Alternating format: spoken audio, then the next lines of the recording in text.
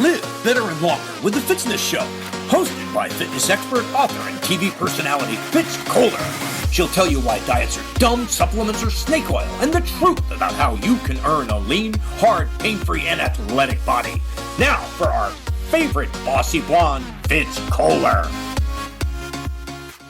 Hi, team. I'm Fitz Kohler, your very noisy fitness expert from fitzness.com, and welcome to the Fitzness Show. Today, we are going to talk about OHIO. That's right. The star of my show today is the great state of Ohio. I just got back from announcing the USATF Women's 6K Championship and Women's Running Festival, which was awesome. And it was the fourth year of this race's existence and the fourth year I've been announcing it. So lots of fun there. But before I get there, I would like to talk about a few topics in pop culture, starting with sweet Richard Simmons. OMG. Richard Simmons, one of the greatest fitness icons of all time. I'm guessing all of my listeners know exactly who he is, but the flamboyant, silly, funny, warm, engaging fitness pro who is most famous for his sweating to the oldies workout videos, his short, silky dolphin shorts and big arm tank tops, and his wild antics on the Dave Letterman show and everywhere else. Richard Simmons was goofy, absolutely goofy. And I know a lot of people made fun of him and his big curly hair, but I always looked at him as someone who connected with people, someone who made fitness unintimidating. And when I started out, that's what I was hoping to do. That's still what I'm hoping to do, is connect with people who not only want to achieve great, tremendous athletic things within fitness and athletics, but folks who are a little bit fearful of it and get them to do something to live better and live longer. And Richard Simmons was that guy. You know, he was fun. He didn't take himself too seriously, and he just loved people. And I identify with all of that. So, there's a lot of people in the fitness industry that are, all about me. Look at me. Look at how hot I am. And look at my butt and look at my muscles. And, look at me and buy my pills. And Richard wasn't that guy. He was all about you. And that's the basis of what I've built Fitzness on, is helping you live better and longer. So love him. He hasn't been in the public eye for a very long time. I'm not really sure why. I'm guessing it's none of my business since he hasn't told us, but loved him. And he just passed a few days prior. So I thought I would give out just some love and respect to a man who deserves it, a man who really has impacted millions of people with his efforts to promote fitness. So Richard Simmons, a tremendous loss, but what a gift, what a life well lived. Shannen Doherty also passed, I believe, the same day as Richard, and an actress, talented actress, 90210 and Charmed. I watched a little bit of 90210 when I was a kid, and then I don't think I've ever really watched Charmed. But anyways, talented actress, and poor dear's been battling breast cancer for a very long time. And from what I heard is her agent or manager did not reinvest in her health insurance. And so she did not get checked when she had signs that something was brewing. And by the time she was diagnosed with breast cancer, it was stage 4. And it took her life. And that's horrible. And obviously I've dealt with breast cancer, and have so many of my friends who've been through it. And we've lost so many wonderful people to breast cancer. And I've actually been listening to her podcast lately. And I really just enjoyed her honesty, her frankness. And that's one of the great gifts when you aren't fearful about being canceled, right? You can be straightforward and tell the truth as you see it.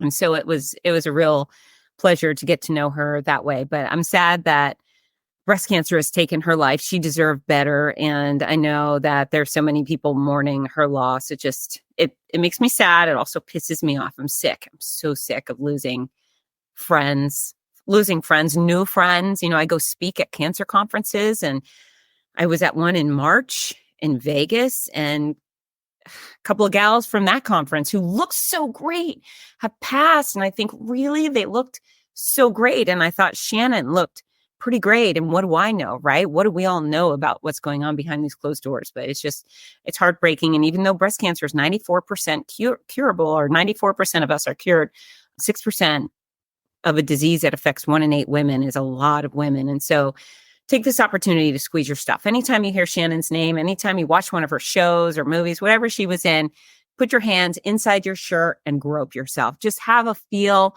And if you find something, call the doctor immediately. And that's the best thing you can do for her, to honor her, and of course for yourself. And then the other nightmare this weekend, I was on a plane coming home from Ohio, and I guess I'm starting at the end, right? But I was in Atlanta and my plane was delayed, and I was in one of those Delta Comfort seats where my television was in the armrest and I wasn't allowed to pull it out till we took off. And my plane was delayed because the air conditioning was broken, which was a really good time, as you can imagine. In the summer heat in Atlanta, I was fanning myself with the little safety card in the back pocket of the plane seat saying, "I declare," right? It was very hot. But one of the passengers in the row in front of me to the right, he starts shouting, "No, no, no, no, no." And so I look over and he tells his seatmate, President Trump was just shot. And obviously my heart dropped to my stomach and I'm trying to get out of my seatbelt. And I leapt up to go look over their shoulder to see the TV. And the man in front of me was saying, "Sit down, we're not going to take off." And I literally said, "Shut up," like that. And was so grateful when he got up. But, folks, my heart was warmed that everybody on the plane, at least those we had contact with, Democrats, Republicans, Independents, everybody really cared. Everybody was really worried, and nobody wants to see anyone, any decent person shot down. I don't even think we want to see bad people shot in front of us, right?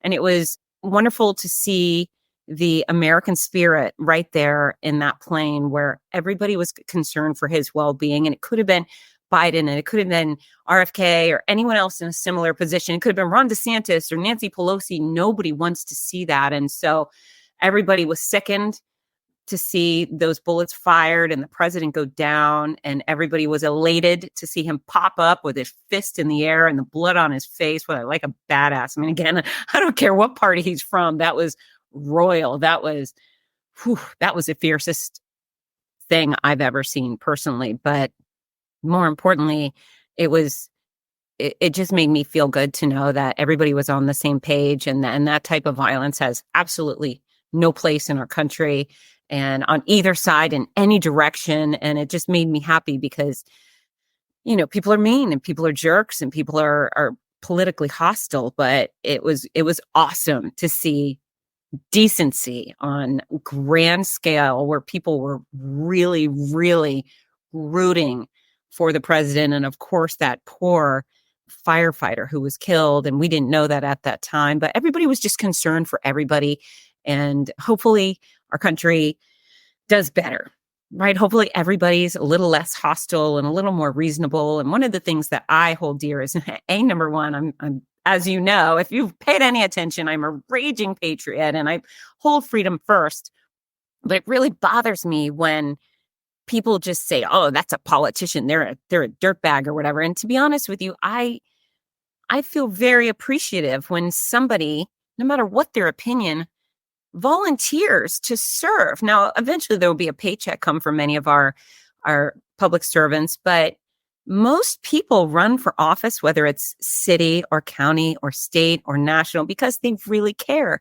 And whether I agree with them or not is a totally different subject. But people are putting themselves out there because they care about their communities. And, that should be respected. We should have deep respect for anyone who puts their name on the ballot, who takes the risk, who sacrifices maybe their career or their family life in order to serve the public at large. And so, yeah, horrified by the shooting. This stuff should never happen. I'm also one of those people looking at the Secret Service thinking, y'all got to be kidding me, right? But this is not a political podcast, but just it was a meaningful part of my weekend, and I'm so grateful the president's okay, and I hope nobody ever takes a shot at one of our political leaders again. It's ugly and it's unnecessary, and we can speak at the ballot box, right? Everybody gets one vote, and it's one of the greatest gifts this country provides is our opportunity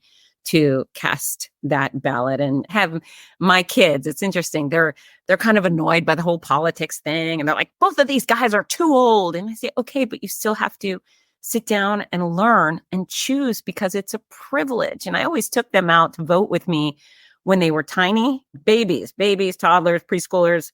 I would wait till they were out of school to take them to go vote because I wanted them to be a part of that experience. And so I don't care who they vote for. That's their business. I just want them to vote. And so I hope you all do too. And I hope you learn about each person you're voting for and each amendment on the ballot or whatever's on the ballot. Just take this seriously, folks. People are dying for it. So I'm never ungrateful for freedom. I wake up every single day. And oh my gosh, that lady who sang the anthem, I can't remember her name. It's like Indris. Whoa, it was really bad. And then the next day she came out and said, I'm an alcoholic and I was drunk and I'm going to get help. And I thought, well, that's a really great response from that moment. I hope that she uses that terrible anthem performance as a platform to get sober, stay sober, and live healthy and well. And if it takes a little bit of public humiliation in order to get her on the right path, then totally worth it. So I'm rooting for that person. I can't remember her name at all, but we all heard her sing. And yeah, that anthem's really important. Hopefully that anthem turns into her greatest success story. I'd love to see her out doing keynotes one day, talking about my anthem nightmare and how it's affected my life positively. That would be super cool. Okay, so going back to Ohio. OHIO. I love going to Ohio. I love the people in Ohio. I love my friends in Ohio. I love this race in Ohio. I've announced quite a few races in Ohio, and it's a fantastic state. I'm thrilled to be invited to on a regular. So before the race, as you know, I love the zoos. And last year when I announced the USATF Women's 6K Championship, the day prior, I went to the Cleveland Zoo. My friend Tim Patton, shout out to Tim. He's a retired Cleveland Police Department sergeant. And last year, he agreed to take me to the zoo. I flew into Cleveland, which is only an hour away from Canton, where the race was held. And that was a really lovely zoo. We had a great time. And Tim said, you would really like Columbus Zoo. I said, really? He said, yeah. Do you know Jack Hanna? And he said, of course I am. He's one of those animal gurus we all love. And he said, well, that's his zoo. That's the zoo he's affiliated with. And I said, well, okay, let's go do it. And so Tim very kindly drove to Columbus, picked me up at the airport, and drove me to the zoo so I could enjoy that zoo. Now, on the way, we stopped at the Horseshoe. That's right, the Ohio State football stadium, which was super cool. They didn't let me inside that stadium because it was under construction, but it was very cool to see. And as a huge fan of college football, go Gators, it's great opportunities to see some of the other iconic football stadiums in the country. In fact, that would be cool too, to take a tour. I would love to see a game in the Notre Dame Stadium in Death Valley, LSU. I'd love to go to Army, Navy.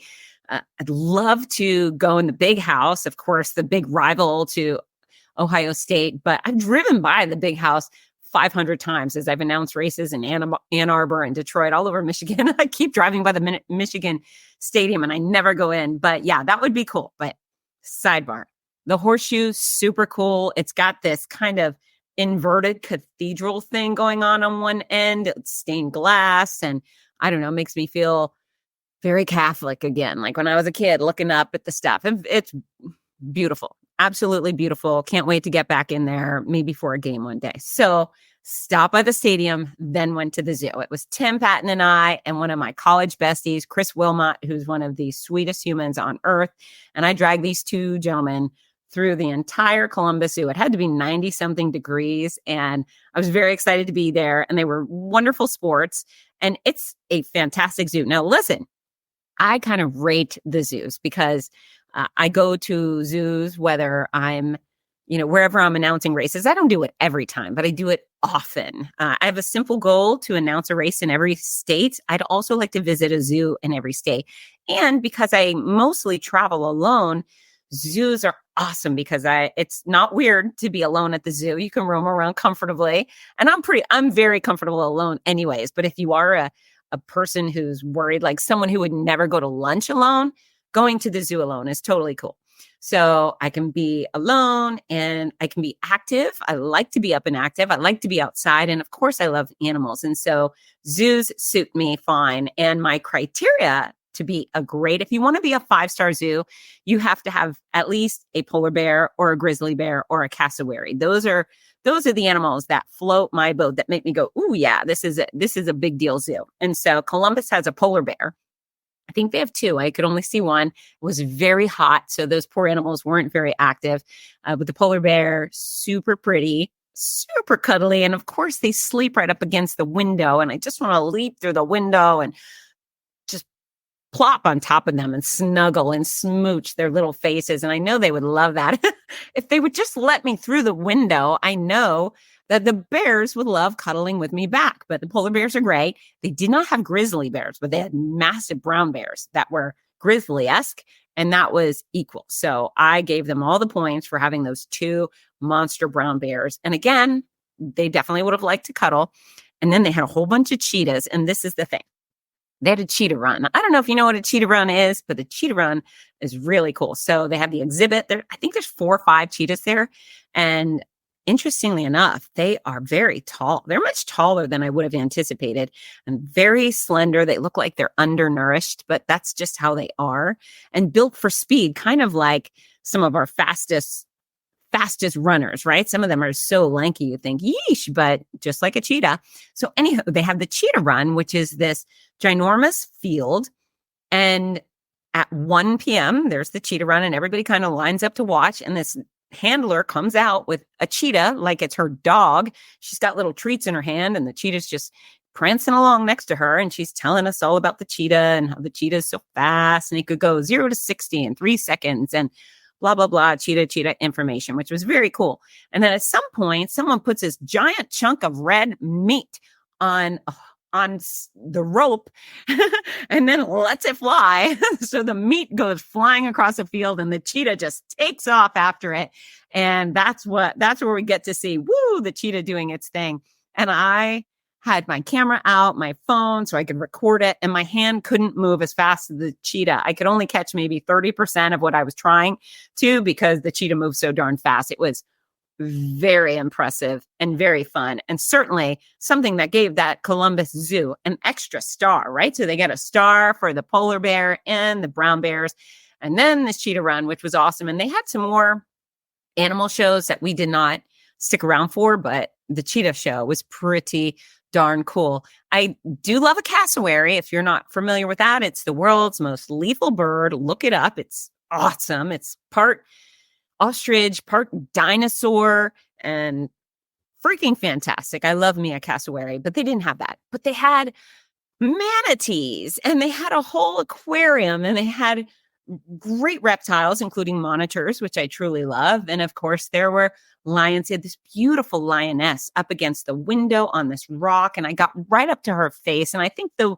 glass was about 4 inches thick, which was a shame, because again, I know she would have loved it if I kissed her sweet face. But I got a pretty beautiful photo, and her eyes were just golden, just magical. If I could trade my blue eyes for that lion's golden eyes, you betcha, I'd do it in a heartbeat. But she was pretty fantastic. What else did they have? I mean, they had a lot. They had asses, that's right, donkeys, and some cool ostriches who were standing up loud and proud. They had moose, da moose. If you haven't heard the episode from my trip to Montana or Colorado, from Boulder, you'll hear about da mooses. But they had da mooses, which I enjoyed. They had reindeer, pretty cool, wolverines, surprisingly hostile for little animals. They look quite cute, but I hear they're terrifying. And what else? Oh, they had dinosaurs. And this is something that I don't think any zoo needs to have, because, I don't know, other than the alligators, there's not really a lot of real dinosaurs roaming around. But they have life-size monster animatronic dinosaurs roaming around this dinosaur section. And I thought, well, that's just extra. They went above and beyond creating that dinosaur section. And yeah, it makes you feel like you're checking out the T-Rex and the Apatosaurus and the Velociraptors, etc. So I really, really like Columbus Zoo. Now, up until that visit, my favorite zoo was St. Louis Zoo. I think Columbus has launched above it. It's a 5-star zoo for sure. They also have a train, which I think is a big deal because not everybody wants to walk the whole way. And sometimes even when I walk the whole way in the zoo, I will stop by and enjoy the train ride because why not? A little fresh air, and the choo-choo train driver gives you some tidbits. I love getting the information. It's like having a tour guide. But yeah, it was wonderful. And I know they have a bunch of shows and things I did not participate in. So I believe I'm going to host a pickleball tournament in Columbus soon. I'll be back and I will head back to that zoo to see what else I can explore. Interestingly enough, I'll be in St. Louis this weekend announcing Mud Girl. And so I'm going to go back to St. Louis Zoo. That's actually tomorrow. This is Thursday, and tomorrow I will be at St. Louis Zoo. Maybe I'll decide to put that one back over Columbus. I'm not sure. I'm going to check out some things I didn't see last time. But yeah, the Columbus Zoo, absolutely fantastic. Well worth the price of admission. And just, if you love animals, go give it a go. And here's the other caveat. I'd like to say that, yes, I too look at these animals in captivity sometimes and it breaks my heart. I think, oh, that animal deserves better, right? That animal deserves the wild. But I often pin it up against the knowledge that when people go visit a zoo, that gives them the opportunity to learn about these animals and fall in love with these animals and stay committed to protecting the animals and protecting wildlife as a whole. So yes, do I think individual animals in a zoo pay a dear price? Yes, I do. And it's heartbreaking. And some of them are rescues, that's a lot better to me, knowing if this animal couldn't sustain itself in the wild and now it's at a zoo being cared for, getting great veterinary care, getting fed every day, it's not at risk for being devoured by another animal, then that's a much better situation. But again, I do love the fact that they're educational and they promote conservation and protecting, at minimum, those endangered animals. And I do like that. So yeah, anyways, Columbus Zoo, San Frantastic. The down low on Jack Hanna, which is also a little heartbreaking, is that right now he has dementia, which I didn't know. And what a bummer, because that guy was just wonderful. I remember watching him on Leno and even Johnny Carson going way back, and just a delightful man who loves the animal kingdom and exposed us, let us fall in love with them based on the things he was showing us. So lots of love to Jack Hanna. And again, go visit the Columbus Zoo. You got to do that. So Columbus Zoo, we leave there. Chris goes home. Tim drives me on to Canton for the 6K. But before he does, he promises he's going to take me to Grandpa's Cheese Barn. Now, if you love cheese, doesn't this sound like the most magical place in the world? Apparently, it's not just cheese. It's Amish cheese, which I've never had before, but sounds quite magnificent. However, we're so excited about the Amish cheese, and he even tells me about strawberry cheesecake and strawberry cheese. Anyways, it was some sort of magic strawberry cheese concoction. And we pull up and we walk up to the door to go into the cheese barn, and they're closed. That's right. It closed at 6. We arrived at 6:20. And the emotions that came out of Tim and I when we realized it was closed was probably unnecessarily dramatic. I mean, we both pretty much fell to our knees in agony over the lack of Amish cheese. And then the manager came out and I said, "Oh, please let us in. I came straight from Florida for the cheese." I lied. And he said, "Well, I hope you planned something else." And I said, "No, I really want cheese." And he said, "Well, you can come back tomorrow." And my heart was broken because I could not come back tomorrow. It was an hour away from Canton. So that's right. That was the terrible, terrible thing that happened on my Ohio trip. But yeah, I mean, Amish cheese, right? If anybody is in the proximity of Amish people and you can gather some cheese and you can send it my way or bring it to me on a race, I will give you extra points. That's right. Tim got quite a few extra points taking me to the zoo, and he brings me snack packs. He brings me decaffeinated Diet Coke in bulk, which is awesome, and Lucky Charms. And this time it was a granola. Usually he brings me trail mix. But anyways, I do love snacks, and I do give extra points out to runners or friends who bring me snacks when I'm out of town. Because you know what? You can't really travel with your favorite decaf Diet Coke. The airport won't allow that. And it's just nice to have snacks because I'm in a hotel, right? Bring me snacks. That's it. I sound so needy. So the next day, I went to the NFL Hall of Fame. If you've never been there before, that's quite interesting. The NFL was birthed in Canton, Ohio. I've been going for years, and everybody loves the NFL Hall of Fame.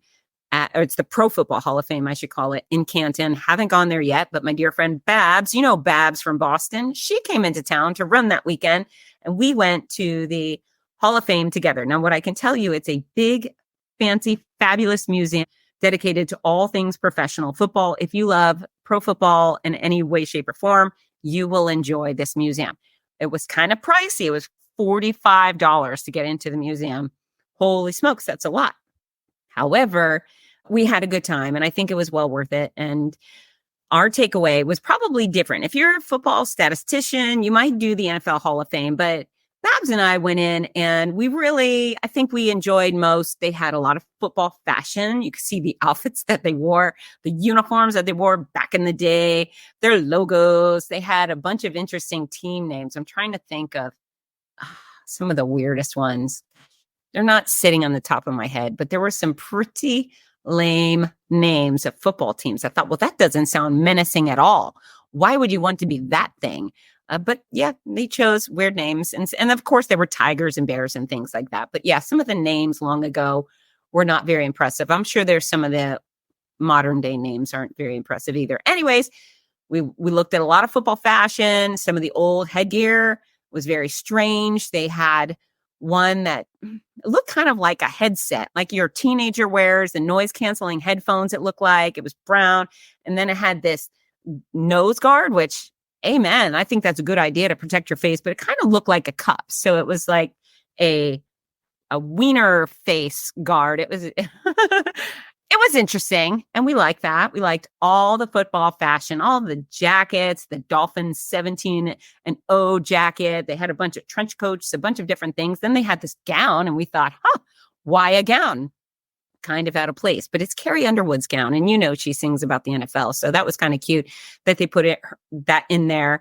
They had some great photography. Apparently, they show the best football photography of that year for the year, and they had some really beautiful images, which I love photography. I think that might be my favorite form of art is great photography. It really some special sightings there. So I like that. And then we went into this upstairs room, and mind you, there's all these different rooms, but they have signage to guide you exactly which way to go, which I thought was very, very helpful.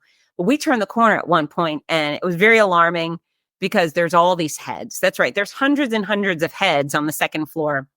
They're busts of their Hall of Fame members. And it's a little spooky at first. I got to tell you, a little spooky. They're all bronze. And I bet if your head is in there, you like it very much, but it does look a little creepy. Not all of the busts were very accurate portrayals of the athletes that they were representing, but interesting. We went around and found some of our favorite heads, and that was entertaining. It was entertaining. We definitely did the girl tour of NFL headquarters. And of course, I know there's some women that are totally down with it and know all the stats. And I'm not critiquing that. I'm saying for us, we were kind of like doing the girl thing. We looked at the fashion, we looked at the heads. What else? The photos were really cool. Oh, and they had these casts. So to display how ginormous these athletes are, they had several hands. They said, like, this is, I don't know, let's say Emmitt Smith's arm or whatever. And so you get to put your arm next to these guys or do a little arm wrestle with the big man's arm sticking out of the wall. They had these casts of their legs, so you could put your leg into their leg. And I could fit both of my legs into one of their legs. That was very fun. And what else? I don't know. They had a section for dolls. I thought the doll display was semi-creepy. They were puppets. And they featured that first female NFL referee. Good for her. She looked great. What else? I don't know. I mean, it's mostly a man's world over there. Men, football. Some wonderful woman slid in, and who cares? It's just about football. Whoever's the best at football, whoever coaches it best, whoever referees it best is the right person to celebrate. But it was a cool museum. I think the $45 price tag was a little inflated. I would suggest it be more like $25, but I hear they're using that money to invest in turning it into an entertainment center with restaurants and nightlifes, and I funded some of that, as did Babs. But yeah, check out the Pro Football Hall of Fame when you're in Canton. Super cool. Now, the night after or the night of our museum visit, I hosted a panel for our elite athletes. We had 3 particular elite athletes at a speaking event at Second Soul Canton, which is a massive running shoe store. I've never seen anything so big and beautiful. They did a wonderful job. Kudos to Second Soul. And our race director turned race owner, Tina Ree, is the mastermind behind this year. So she's a person who wanted a women's race. She used to work for Run to You Racing, which is owned by Jim Chaney and Dave Beck, these wonderful men who've been putting on races for a very long time.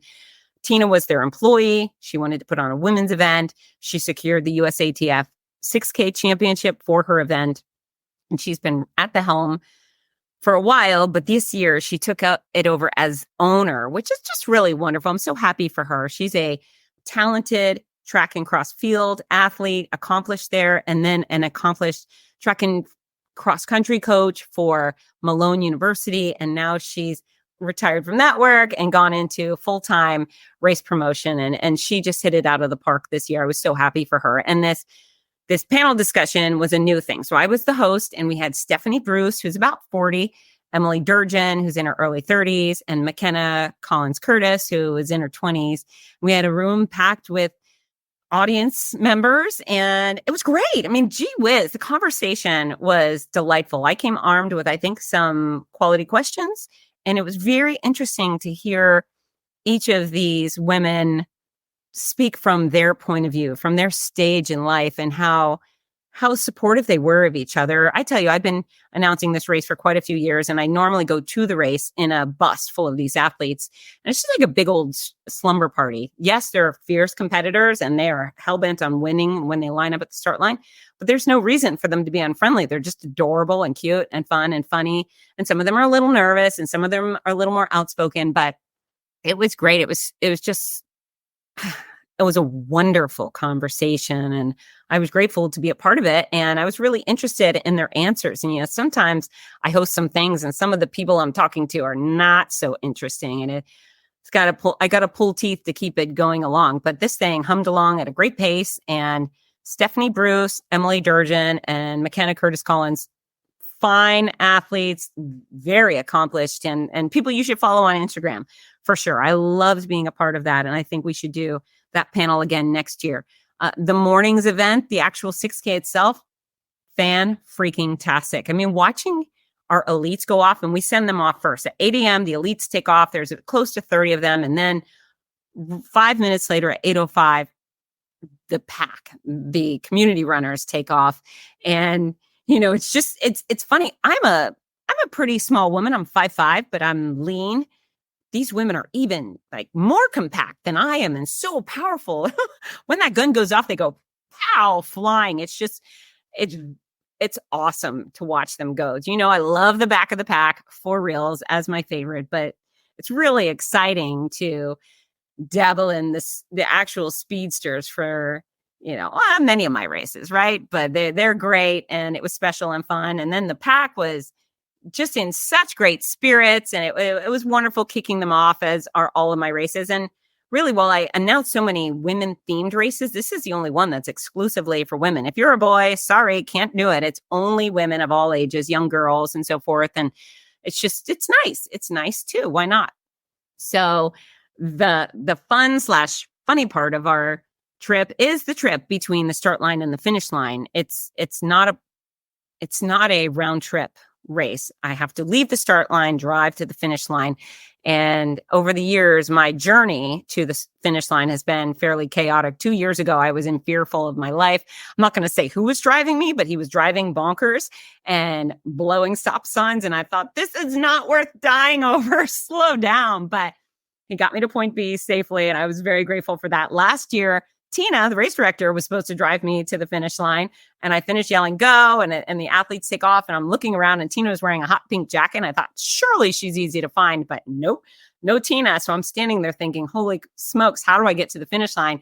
And some guy, he said, are you lost? I said, I need to get to the finish line. He said, oh, I'm Tina's brother. I'll drive you. So that was very fun and funny. Tina's brother did a great job. He drove quite sanely because his 2 children were in the back of the car, along with us, and I still got there on time. And then this year, I was with Tina. She didn't forget me, bless her heart. And one of her employees for the day, Tucker, drove us, and I was in the back seat with this USATF gal, Kelly, and it was a little bit of Mr. Toad's wild ride. We certainly were looking at each other thinking, yikes, but it's great fun. It's great fun. And Tina's yelling out the window at the cops, we're race directors, let us through. And, we're kind of like the Secret Service, right? It's kind of like the president's automobile when a race director and a race announcer come through. We've got to get to the finish line. It's very important business. And I've been in some crazy car rides because of it, but we all survived, which I'm appreciative of. So that was great. We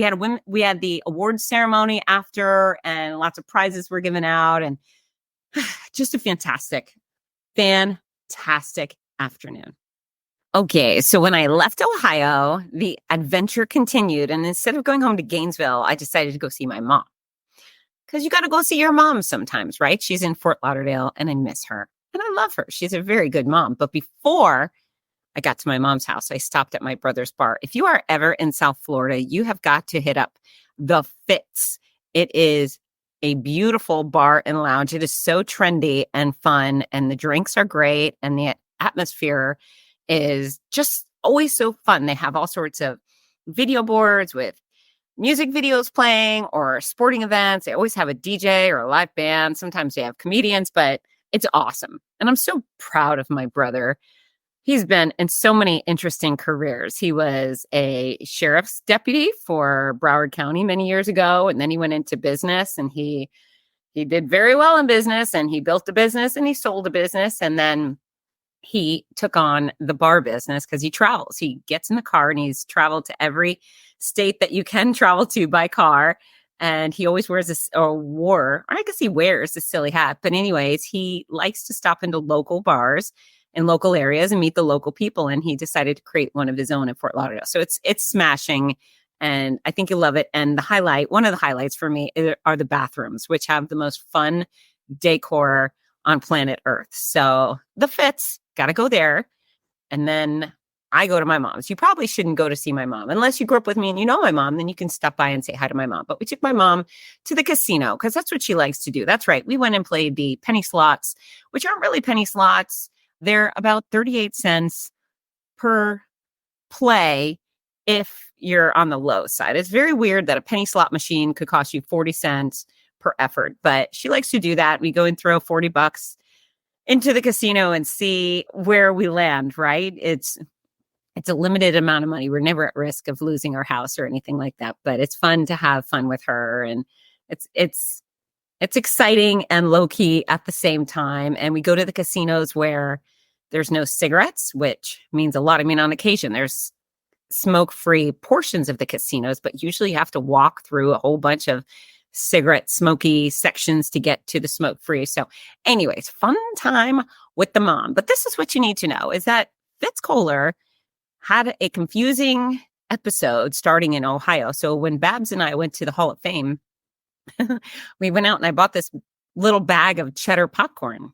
I really like cheddar popcorn. So small bag cost me $1.50. And later I'm in my hotel room. I have a few bites of the popcorn, and then my upper, like my gums in the back above my molars start to hurt. And I think, dang it, I got a corn kernel in my gums. And so I brush my teeth and I floss, and it still hurts. I'm thinking, dang it, I guess I have those flossing sticks, not the flossing strings. So I thought that was the problem. I went down to my mom's and the tooth was hurting worse. And I got regular floss and it didn't help. And I was going to stay there till Tuesday, but by the time Sunday night rolled around, my tooth pain or my gum pain, whatever it was off the chain. It was nauseating. It was so bad. And if you've ever had tooth pain, you know what that's like. So I decided, forget it. I'm just driving home to Gainesville. I'm going to get this figured out. Going to get this kernel out of my tooth. And so my dentist thankfully squeezed me in. I landed in Gainesville at 2:30. I went tooth hurty. That's right. My tooth hurted. But I went to the dentist and she said, let me take an x-ray. And she said, it's not a kernel.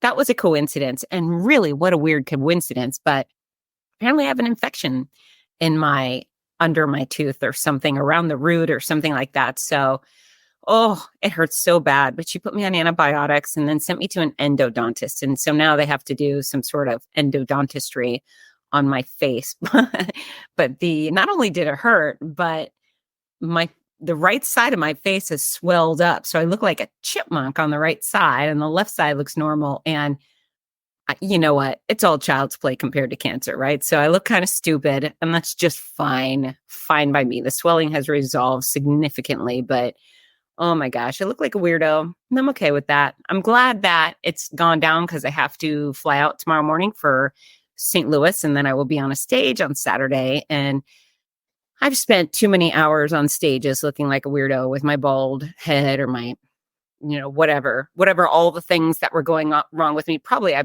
probably already look like a weirdo in some regard on an everyday basis. But I asked the endodontist, I said, could you please give me steroids so I don't have to get on a stage with a partially fat face? And so he gave it to me. I'm going to go pick them up very soon, but I'm very excited to have the steroids. And I'm very excited to get this tooth repaired because what's not cool is traveling, getting on a plane and going elsewhere away from your dentist with a tooth issue. So let's hope that all resolves itself. But I am going to St. Louis tomorrow and I'm going to check out the St. Louis Zoo again. And I'm going to try to dig up things that I haven't seen before. Last time I really loved they had polar bears and grizzly bears. I can't remember whether they have cassowary or not, but they have a great train. It's just a really well organized zoo, lots of wonderful exhibits, and I had fun there. So right now, Columbus is just a little bit over St. Louis. We'll see tomorrow what my assessment is. In fact, I'm going to start sharing all the cool things at the zoos I go to with you because what a wonderful thing to do. It's wholesome, it's clean cut. Again, it's outdoors, it's active, it's fresh air, it's animals, and it's something you can do alone or with all your friends or with your entire family. And animals are great. And our country especially has so many incredible zoos. And there's apparently been a zoo that hasn't been so good. I'll probably tell you about that one in the future. There was a zoo that really bored the dickens out of me, but that's for another show. Okay, listen. This is our song of the week. Are you ready? This is the song that you are going to add to your playlist while you dance, while you pump iron, while you do karate, whatever it is. It's very, very fun. It's called Jigga Juice. That's right. Jigga Juice. And the artists are Little Josh and Ernest. And I don't remember where the heck I heard this song. Also, it's featuring Hurricane Chris and Diamond. And I know you love those artists. I've never heard of them before, but it's a very, very fun song. And I think if you exercise to it, it will make you smile.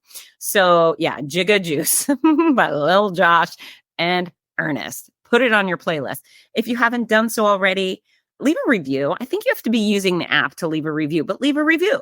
Tell the world whether you love or you hate the Fitzness show. Hopefully it's more love than not, but I'll take whatever you have to offer. If you like this episode, share it with a friend and visit me on Instagram and say hello. If you guys have any questions you'd like me to answer, that's where they're all coming in, which makes me very happy. I do like answering the questions. It makes me feel like a useful human. I love you. It's time to watch what you put in your mouth and go get sweaty. See you next time, folks. I love you. Get to work. Hi, this is Rudy Novotny, the voice of America's Marathons. We all love how much running has benefited every aspect of our lives, so much so that most of us only wish we'd started sooner. Wouldn't it be wonderful to gift the opportunity to children of today? Well, you can. The Morning Mile is a before-school walking and running program that gives children a chance to start each day in an active way while enjoying fun, music, and friends. That's every child, every day. It's also supported by a wonderful system of rewards, which keeps students highly motivated and frequently congratulated. Created by our favorite fitness expert, Fitz. Morning Milers across the country have run over 2 million miles and are having greater success with academics, behavior, and sports because of it. The Morning Mile is free to the child, free to the school, and is inexpensively funded by businesses or generous individuals. Help more kids get moving in the morning by visiting morningmile.com. Champion the program at your favorite school or find out more about sponsorship opportunities. That's morningmile.com. Long may you run.